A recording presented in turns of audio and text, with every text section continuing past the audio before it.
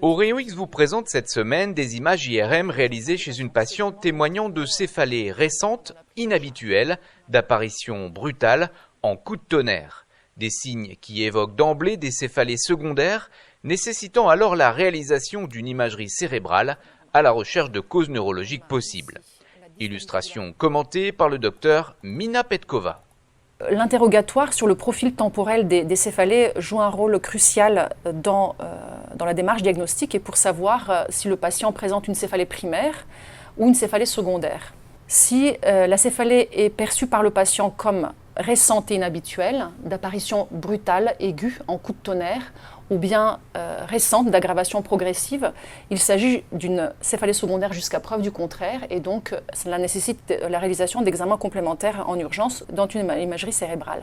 Voici ici les images d'une patiente de 31 ans qui est adressée par son médecin généraliste pour des céphalées postérieures survenant en coup de tonnerre percoïtal, se répétant par crise depuis 15 jours. Donc toute céphalée d'apparition brutale étant jusqu'à preuve du contraire considérée comme une hémorragie méningée, notre premier réflexe est de regarder la présence d'hypersignaux dans les espaces sous-arachnoïdiens chez cette patiente, donc de regarder la séquence Kupfler qui montre chez cette patiente un signal liquidien tout à fait préservé des espaces sous-arachnoïdiens, donc l'absence d'hémorragie méningée. Une fois cette séquence analysée, lors d'une céphalée en coup de tonnerre, on va analyser la séquence d'angio-IRM 3D TOF, dite en temps de vol, qui permet d'obtenir une imagerie des artères intracrâniennes sans requérir l'injection de produits de contraste gadolinés.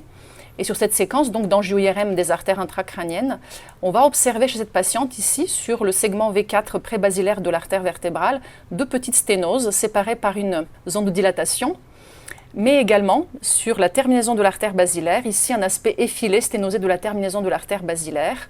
Et donc les autres séquences chez cette patiente, notamment la séquence de diffusion destinée à la recherche d'ischémie cérébrale et la séquence en susceptibilité magnétique destinée à la recherche d'hémorragie intra- ou péricérébrale étant normale, on va conclure à un syndrome de vasoconstriction cérébrale aiguë réversible.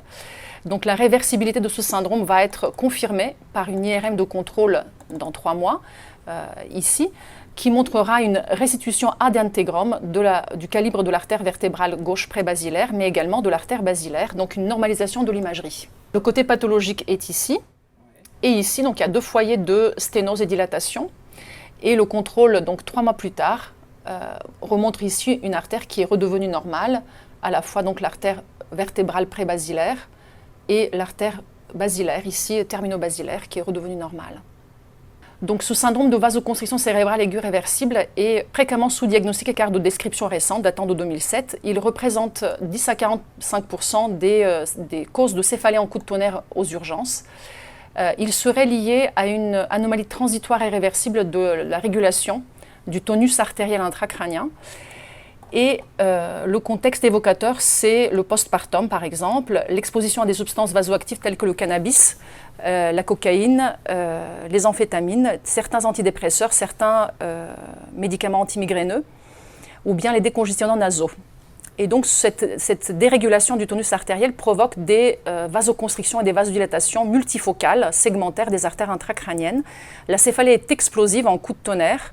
Elle est fréquemment provoquée par l'effort physique, par l'activité sexuelle ou par les manœuvres de Valsalva ou les émotions également. L'IRM montrera donc cette alternance de dilatation et de sténose multifocale des artères intracrâniennes diffuses et qui sont maximales 2 à 3 semaines après le début de la symptomatologie, d'où l'intérêt de renouveler l'IRM si le patient se présente au cours de la première semaine après le début des symptômes. Ce syndrome peut se compliquer d'hémorragie méningée ou d'ischémie. Et le traitement inclut le repos, la suppression de la substance vasoactive et un traitement vasodilatateur par des anticalciques tels que la nimodipine. C'est la fin de ce numéro, merci de votre fidélité. Au Rayon X vous donne rendez-vous très vite pour découvrir de nouveaux cas cliniques et notamment une autre cause de céphalée secondaire identifiée grâce à l'angio-IRM. Donc là, il y a une sténose aussi.